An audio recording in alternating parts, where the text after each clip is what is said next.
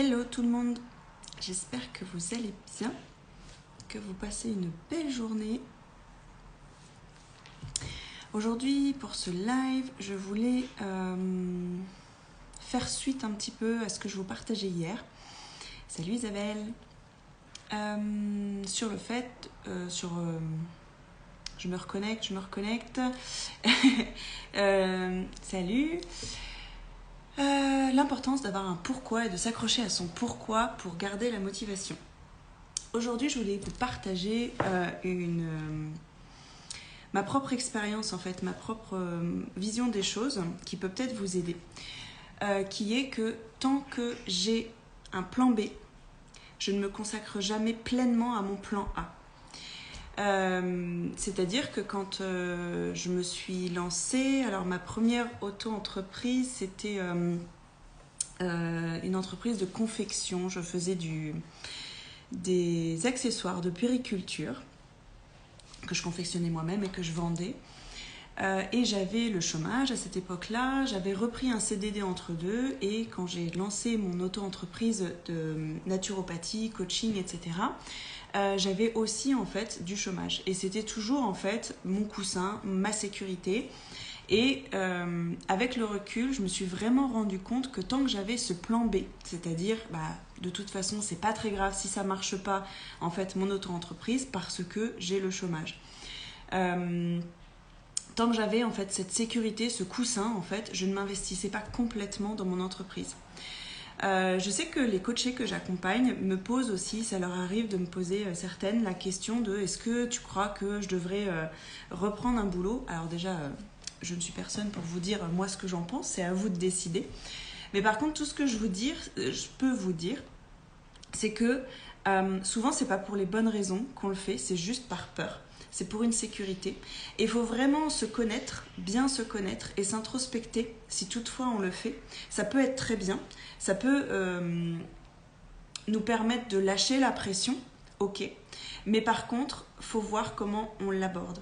Parce que tant qu'on a ce plan B, cette solution de repli, ce petit coussin de sécurité, peut-être qu'il y a une partie de nous qui ne se donnera pas à fond en fait dans notre projet le plus important au final, qui est d'être à son compte et de développer notre entreprise. Mais en fait, c'est humain parce que ça demande plus d'efforts, plus de sorties de zone de confort, en fait, d'être à son compte, de créer son entreprise. Et en fait, l'humain, en fait, est comme ça, notre mental est comme ça, où il veut se créer une vie la plus confortable possible. Et l'inconfort, en fait, on fait tout pour le fuir.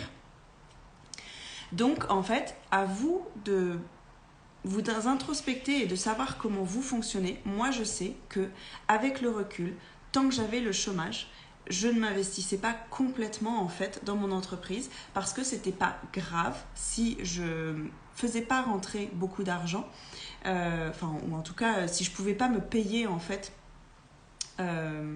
avec mon entreprise parce que j'avais quand même le chômage qui tombait. Après, en fait, j'avais de l'argent de côté. Donc, c'est pareil, en fait. Tout ce temps-là, en fait, tous ces coussins de sécurité m'ont poussé à procrastiner et ne me donnaient pas la motivation suffisante, le pourquoi suffisant, justement, pour me donner à fond, en fait, dans mon entreprise. Et je suis sûre qu'il y a plein d'autres exemples comme ça en fait dans la vie.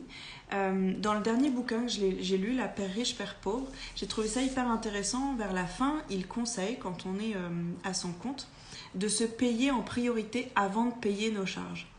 Et ça peut paraître antinomique, contradictoire et ça peut faire flipper un peu parce qu'on se dit non, parce que bon, les charges, il faut quand même les payer.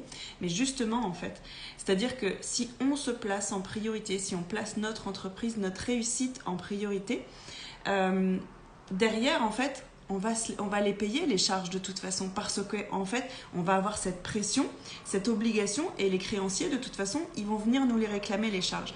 Alors que si on paye toutes nos charges avant, la majorité du temps, en fait, c'est plus difficile de nous payer parce qu'en fait, c'est pas notre priorité.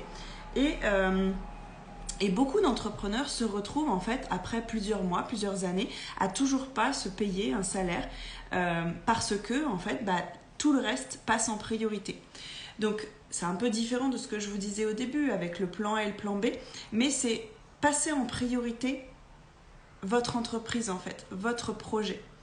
Parce que, encore une fois, tant que vous passerez d'autres choses en priorité, vous n'aurez pas la motivation suffisante et vous ne prendrez pas les mêmes décisions en tout cas, parce que vous serez... Il y a peut-être moins une urgence, moins de volonté, moins de priorisation en fait sur ce projet en fait. Donc je ne sais pas à quel point ça peut vous parler. Moi c'est vrai que à partir du moment où j'ai compris ça, ça ne veut pas dire en fait là je ne vous dis pas si vous êtes en projet de reconversion, si vous êtes encore salarié, je ne vous dis pas de tout lâcher et sans rien à côté, parce que forcément on a quand même cette chance en France d'avoir le chômage qui est quand même beaucoup plus confortable et beaucoup plus sûr aujourd'hui. Donc évidemment, je ne vous dis pas de tout lâcher et de démissionner, sauf si c'est votre façon de faire et que vous savez, vous avez confiance, parce que de toute façon, je vous le dis là, on peut réussir du jour au lendemain, enfin on peut se verser un salaire très vite, hein. C'est pas, moi je ne crois pas du tout à cet adage qui dit qu'il faut... Salut Marie! À cet adage qui dit qu'il faut 2 à 3 ans pour réussir en fait, pour pouvoir se payer.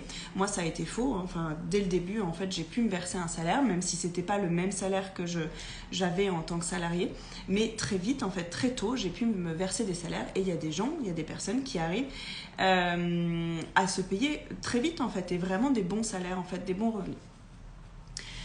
Donc je ne vous dis pas en fait de tout lâcher d'un coup, profitez malgré tout du système pour lequel vous avez cotisé tout le temps que vous étiez salarié, mais soyez honnête avec vous en fait, essayez d'être objectif en fait avec votre façon d'aborder les choses, et est-ce que ce coussin de sécurité, parce que c'en est un, est-ce que ça vous sert ou ça vous dessert?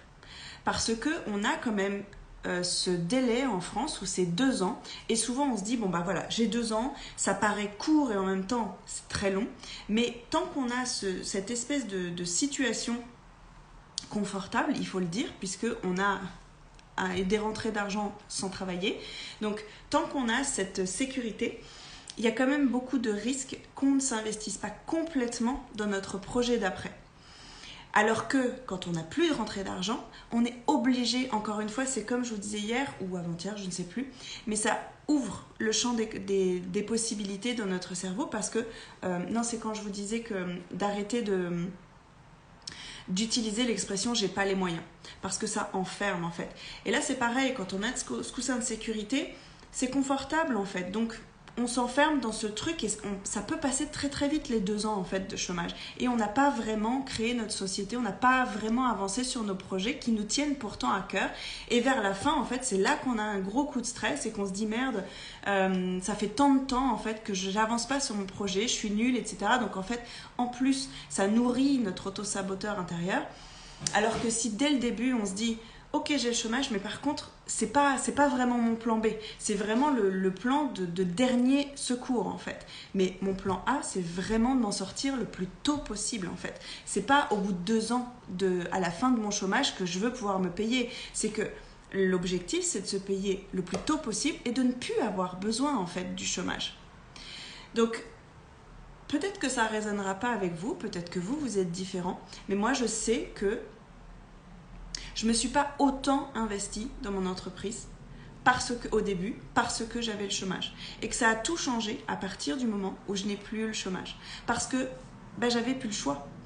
Et quand on n'a plus le choix, en fait, encore une fois, ça ouvre vraiment toutes nos possibilités. Ça nous reconnecte vraiment à nous, à ce qu'on a envie de faire, ce qu'on a envie de proposer, et à nettoyer tout ce qui nous fait peur, tout notre syndrome de l'imposteur, notre sentiment d'illégitimité, le fait qu'on a l'impression de ne pas être capable, de ne pas être à la hauteur, etc. C'est là en fait que ça ressort vraiment le plus, parce qu'on n'a plus le choix. On n'a plus le choix, on est dans le grand bain, là il faut sauter, on n'a plus le choix, il faut sauter. Donc là, en fait, ça demande vraiment un acte de foi aussi, et de se faire confiance et de se prouver que c'est possible. Et plutôt que de le faire à la dernière minute, quand il n'y a vraiment plus de solution, quand il n'y a vraiment plus de chômage, quand il n'y a vraiment plus de rentrée d'argent autre, faites-le en fait, essayez de le faire dès le début parce que en plus, c'est encore mieux puisque vous avez le coussin de sécurité, vous avez le filet, vous êtes sûr qu'il est en bas. Mais par contre, sautez. Moi, j'ai pas sauté en fait au début de ma période de chômage. Je suis restée au bord comme ça, je me suis dit, oh, on va mettre les fondations, etc. Et en fait, il n'y a aucun regret à avoir, mais c'est juste une transmission en fait et un conseil avec le recul que je peux vous donner. Si vous êtes en période de reconversion ou que vous êtes au tout début de votre entreprise et que vous êtes dans cette période de chômage, je vous encourage vraiment à faire comme si ça pouvait s'arrêter demain en fait et que à développer cette croyance et cette certitude que vous êtes capable de créer une entreprise avec laquelle vous vous payez le mois prochain. Et c'est possible. Et c'est vraiment possible en fait. Voilà, je pense que je vous ai transmis ce que j'avais à vous transmettre aujourd'hui par rapport à ça. Mais vraiment en résumé, je pense que dans la vie, tant qu'on a un plan B, on ne s'investira jamais complètement dans le plan A, sauf si on en prend conscience en fait. Sauf si vraiment le plan B, c'est en dernier recours. Et qu'on donne tout sur le plan A. Mais faites en sorte vraiment que le plan A, ce soit votre priorité des priorités, mais au-dessus de tout. Et faites comme s'il n'y avait pas de plan B. Même si notre cerveau est... c'est plus rationnel et plus rassurant d'avoir toujours différents plans. Mais les différents plans, ils doivent être vraiment en tout dernier recours pour se mettre à fond sur votre plan principal, sur votre objectif qui vous tient à cœur, qui est là en l'occurrence dans la discussion d'aujourd'hui, de vous créer votre entreprise. Voilà, j'espère que ça vous aura servi. Je vous souhaite une belle fin de journée et je vous dis à demain.